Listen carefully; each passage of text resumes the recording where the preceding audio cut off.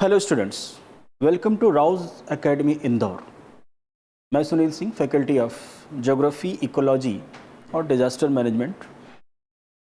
आपको बताना चाहूँगा कि हमारे यहाँ डेमो क्लास चल रही है, कल से स्टार्ट हो रही है।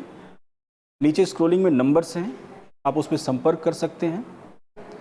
और ये मेरा दावा है कि आपको यहाँ पर सटीक जानकारी मिलेगी। जो भी विषय पढ़ाए जाएंगे वो पूरी तरह से आपको समझ में आएंगे, इस स्तर तक पढ़ाए जाएंगे, कॉन्सेप्ट आपका क्लियर कराया जाएगा, ये मेरी गारंटी है। जैसे अभी आप पीछे देख रहे होंगे उष्णकटिबंधीय चक्रवात। अभी ये जो मैं टॉपिक आपको बताने जा रहा हूँ यह केवल और केवल डेमो पर्पज के लिए है। दरअसल हम आपको इसमें कुछ जानकारियाँ देंगे जिससे आपको ये अंदाज़ा हो जाएगा कि हमारे इस इंस्टीट्यूट में, राउज एकेडमी इंदौर में, किस स्तर की पढ़ाई यूपीएससी को लेके की जा रही है और किस लिए आपको यहाँ पर ज्वाइन करना चाहिए, आपको खुद पता चल जाएगा। बात करेंगे हम लोग उष्णकटिबंधीय चक्रवात की। दरअसल आपने एक चीज़ देखा होगा, जब हम उष्णकटिबंधीय चक्रवात की बात करते हैं तो उष्णकटिबंधीय चक्रवात, ध्यान रखेंगे,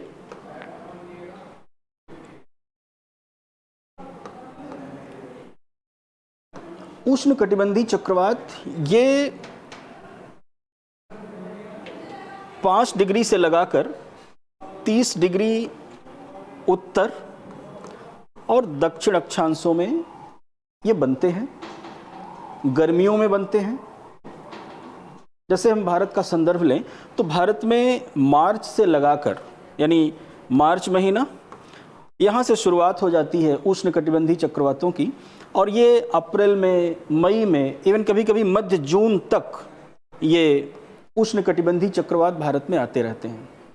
दरअसल उष्णकटिबंधीय चक्रवात जो 5 डिग्री से 30 डिग्री उत्तर और दक्षिण अक्षांशों में बनते हैं, क्योंकि आपको ये भी पता ही होगा कि ये जो एरिया होती है ये व्यापारिक हवाओं की एरिया है, ट्रेड विंड्स की, जिनकी दिशा पूरब से पश्चिम होती है, फ्रॉम ईस्ट टू वेस्ट होती है।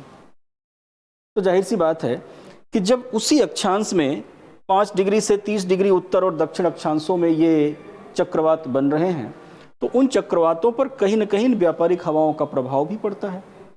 व्यापारिक हवाओं के प्रभाव से ये चक्रवात फिर पूरब से पश्चिम दिशा में आगे बढ़ते हैं। ध्यान रखेंगे, कुछ बातें मैं आपको और बताऊंगा। जैसे बहुत बार आपसे परीक्षाओं में पूछ लिया जाता है कि उष्णकटिबंधीय चक्रवात बनने के लिए कौन कौन सी परिस्थितियां होनी चाहिए। तो देखिए, आपको ध्यान ये रखना है, उष्णकटिबंधीय चक्रवात बनने के लिए सबसे पहली बात है कि ग्रीष्मकाल होना चाहिए। उष्णकटिबंधीय चक्रवात जब भी बनेंगे गर्मियों में बनेंगे।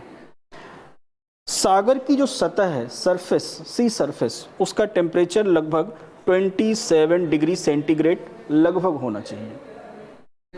और ध्यान रखेंगे, सिर्फ सागर सतह की बात नहीं है, सागर की ऊपरी सतह से लगाकर लगभग 60 से 70 मीटर गहराई का जल, वो लगभग 27 डिग्री सेंटीग्रेड के अराउंड उसका टेम्परेचर होता है। निश्चित रूप से उष्णकटिबंधीय चक्रवात, जिसको इंग्लिश में ट्रॉपिकल साइक्लोन्स कहा जाता है, ये ग्रीष्मकाल में सागरों पर बनते हैं। निम्न वायुदाब के केंद्र होते हैं। चक्रवात के बारे में आप जानते ही होंगे कि भाई चक्रवात कुछ इस तरह की चक्करदार हवाएं होती हैं जिसके केंद्र में लो प्रेशर होता है और इसके किनारे पर हाई प्रेशर होता है ना। हवाएं उत्तरी गोलार्ध में, नॉर्थ हेमेस्फीयर में एंटी क्लॉकवाइज चलती हैं और साउथ हेमेस्फीयर में क्लॉकवाइज चलती हैं। कुछ डायरेक्शन इस तरह का होता है, परिधि से केंद्र की ओर हवाएं चलती हैं। आपने कभी कभी सुना भी होगा कि भाई ये सुपर साइक्लोन था। सुपर साइक्लोन का मतलब उसमें हवा की स्पीड से होता है। जब हवा की speed around 180 kilometre per hour से ज़्यादा हो तब उसको हम सुपर साइक्लोन की श्रेणी में रखते हैं। और वो हवा की स्पीड यही होती है कि परिधि से केंद्र की तरफ हवा कितनी स्पीड से आ रही है, उसी से निर्धारित होता है कि वो सुपर साइक्लोन है या नॉर्मल साइक्लोन होता है। एक चीज़ तो ये। दूसरा, जैसे बहुत बार आपने देखा होगा कि जब गर्मियों में मार्च महीने में, अप्रैल महीने में भारत में जब चक्रवात आते हैं तो उसमें आपने एक चीज़ देखा होगा कि भारत का ये जो पूर्वी तटीय क्षेत्र है खास तौर से प्रभावित होता है। जैसे मैंने आपसे पहले भी कहा, चक्रवात बंगाल की खाड़ी में भी बनेंगे, चक्रवात अरब सागर में भी बनेंगे। ध्यान रखेंगे आप, उष्णकटिबंधीय चक्रवात है तो इसकी स्वाभाविक दिशा पूरब से पश्चिम होगी, चाहे वो बंगाल की खाड़ी में बने और चाहे वो अरब सागर में बने। लेकिन एक चीज़ जो मैंने आपसे बताया कि ये सागरों पर बनते हैं। एक कंसेप्ट यहाँ पर ये भी है कि अगर ये तट के समीप सागर पे यहाँ बन रहा है तो ये जल्दी ही तट को टच कर जाएगा, स्थल को टच कर जाएगा, और जल्दी ही जब ये स्थल को टच कर जाएगा तो ये उतना पावरफुल चक्रवात नहीं बन पाएगा। इसमें नमी की मात्रा कम होगी, हवा की गति कम होगी और इससे होने वाली वर्षा और प्रभावित क्षेत्र का जो क्षेत्रफल है वो भी कम होगा। लेकिन आप जरा कल्पना कीजिए कि मान लीजिए इसी बंगाल की खाड़ी में चक्रवात थोड़ा दूर बन रहा है। दूर का मतलब सपोज यहाँ बन रहा है।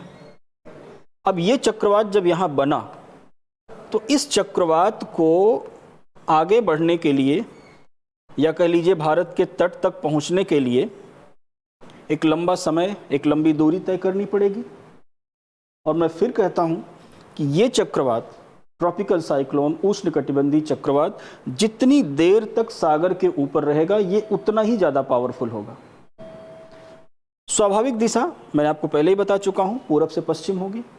चूंकि बंगाल की खाड़ी में काफ़ी दूर, तट से काफ़ी दूर बन रहा है ये, तो इसको डेवलप होने का मौका मिल जाएगा।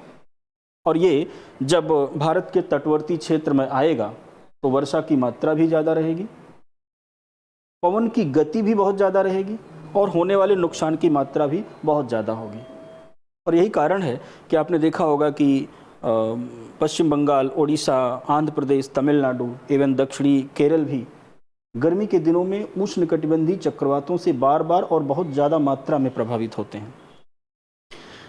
बहुत बार समाचारों में आपने सुना होगा कि जो न्यूज़ एंकर होता है वो ये बताता है कि फला चक्रवात जो है ये इतने घंटे के बाद भुवनेश्वर में टच करेगा, कोलकाता को टच करेगा, विशाखापट्टनम को टच करेगा, चेन्नई को टच करेगा, केरला के तट को टच करेगा, है ना, कच्छ की रन में काठियावाड़ को टच करेगा। आखिर ये टच करने का मतलब क्या होता है? कंसेप्ट ये होता है कि जितनी देर तक चक्रवात सागर पे रहेगा वो उतना ही ज़्यादा पावरफुल होगा। और पूरब से पश्चिम दिशा में आगे बढ़ते बढ़ते जब ये तट को टच करता है तो यहाँ पर एक टर्मिनोलॉजी इस्तेमाल की जाती है, that is landfall of cyclone. Landfall of the cyclone, यानी साइक्लोन ने अब जल को छोड़ दिया है, वाटर पार्ट को छोड़ दिया है, सागर को छोड़ दिया है और अब वो स्थल को टच कर गया है। जैसे आप कभी कार चलाते हैं तो आप देखिए तो उसमें जब आप ब्रेक लगाते हैं तो जहाँ से ब्रेक लगाएंगे वहीं से गाड़ी धीमी होनी शुरू होती है। धीमी होते होते होते होते फिर वो कुछ दूर तक जाकर गाड़ी रुक जाती है। ये जो लैंडफॉल ऑफ द साइक्लोन है, साइक्लोन में नमी की मात्रा में, साइक्लोन में हवा की गति में, पवन की गति में, वर्षा की मात्रा में, यहीं से कंट्रोल होना शुरू हो जाता है। कंट्रोल का मतलब इनकी मात्रात्मक कमी शुरू हो जाती है। और जैसे जैसे ये चक्रवात आगे बढ़ेगा वैसे वैसे पवन की गति भी कम होती चली जाएगी, वैसे वैसे होने वाली वर्षा की मात्रा कम होती चली जाएगी, नमी की मात्रा लगातार घटती चली जाएगी क्योंकि अब ये स्थल पर है, इसको नमी नहीं मिल पाएगी। सागर पर जितनी देर तक था उतनी देर नमी इसको लगातार मिल रही थी। तो लैंडफॉल ऑफ द साइक्लोन का मतलब यही होता है कि साइक्लोन जिस स्थान पर स्थल को टच करेगा उसी को कहा जाता है लैंडफॉल ऑफ द साइक्लोन। और वहीं से साइक्लोन, ध्यान रखेंगे, लैंडफॉल ऑफ द साइक्लोन जहां पर होता है वहां पर पवन की गति, वर्षा की मात्रा, होने वाला नुकसान सबसे ज़्यादा रहेगा। इसलिए आप देखिए तो कोस्टल एरिया ज़्यादा विध्वंस होता है, यहाँ पर ज़्यादा नुकसान उठाना पड़ता है यहाँ पर। लेकिन अब ये जैसे जैसे आगे बढ़ेगा, वर्षा की मात्रा भी कम होती चली जाएगी, पवन की गति भी धीरे धीरे मंद होती चली जाएगी, नमी की मात्रा कम होती चली जाएगी और अंदर जाकर स्थल भाग में धीरे धीरे जाकर ये चक्रवात समाप्त हो जाता है, विलीन हो जाता है। फिर होता है कि चक्रवात अब पुरानी चीज हो गई। ये तो बंगाल की खाड़ी की चक्रवात की बात हमने किया कि बंगाल खाड़ी से जो भी चक्रवात बनेंगे वो पश्चिम बंगाल को टच करेंगे, वो कहीं ना कहीं आंध्रा को टच करेंगे, वो कहीं ना कहीं उड़ीसा को टच करेंगे, आंध्र प्रदेश को टच करेंगे, केरला को टच करेंगे। इवन बंगाल की खाड़ी के जो चक्रवात हैं ये कभी कभी दक्षिणी केरल को भी टच करते हैं। प्रश्न ये बनता है वर्तमान समय में, जैसे अभी हाल ही में अरब सागर में जो तूफान आया वर्ष 2023 में, जिसने कि गुजरात को और राजस्थान को खासतौर से प्रभावित किया, खासतौर से गुजरात को। आपको जानकारी होनी चाहिए कि यहाँ पर जो चक्रवात बनेंगे इनकी स्वाभाविक दिशा व्यापारिक पवन की वजह से ये पूरब से पश्चिम होती है। अरब सागर में जो चक्रवात बनेंगे वो पूरब से पश्चिम गति करते हुए अफ्रीका के पूर्वी तट पर जाकर टकराएंगे या मेडागास्कर से जाकर टकराएंगे। लेकिन एक प्रश्न आपसे ये पूछा जा सकता है कि भाई ऐसा क्या कारण है कि अरब सागर के चक्रवात पूरब दिशा में उतनी मात्रा में आगे न बढ़ के ये भारत में क्यों चले आते हैं? तो आपको ये जानकारी होनी है, दरअसल ग्रीष्म काल है।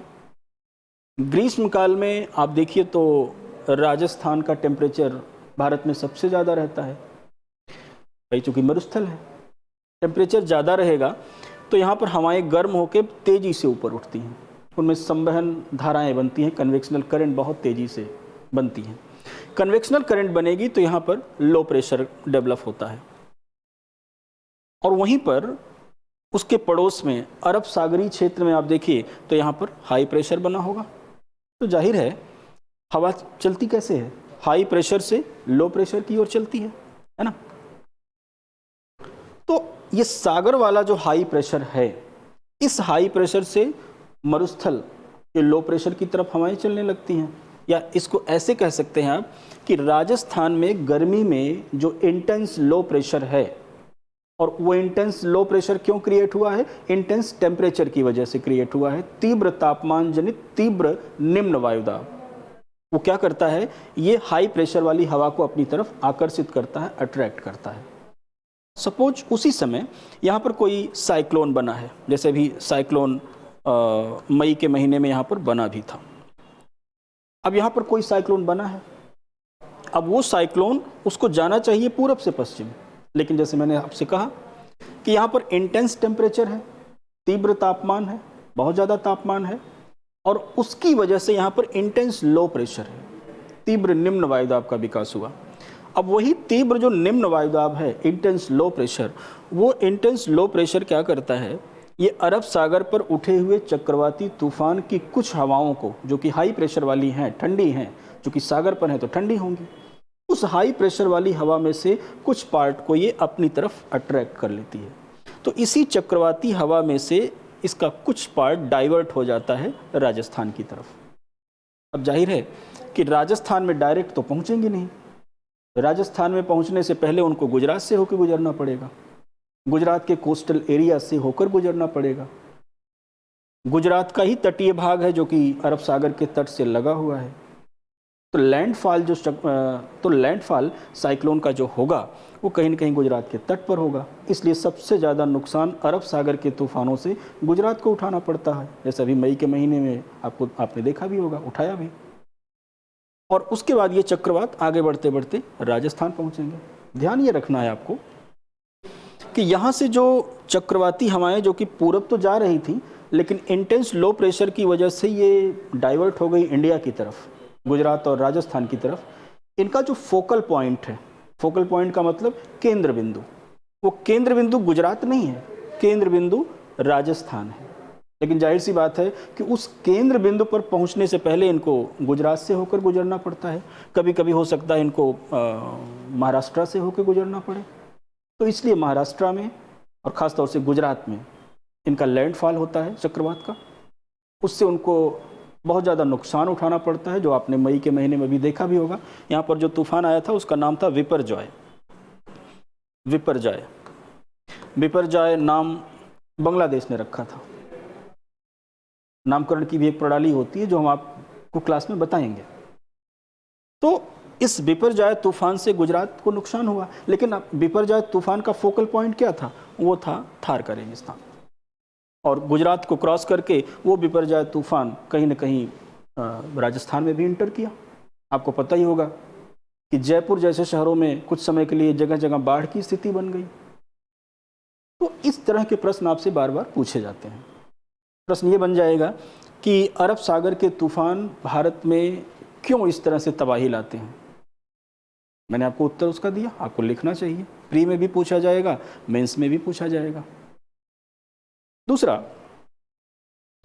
प्रश्न ये बन सकता है मेंस के लिए, ये जो बंगाल की खाड़ी में उठे हुए चक्रवात हैं या अरब सागरी चक्रवात हैं, उष्णकटिबंधीय चक्रवात, ये भारतीय मौसम को किस प्रकार प्रभावित करते हैं?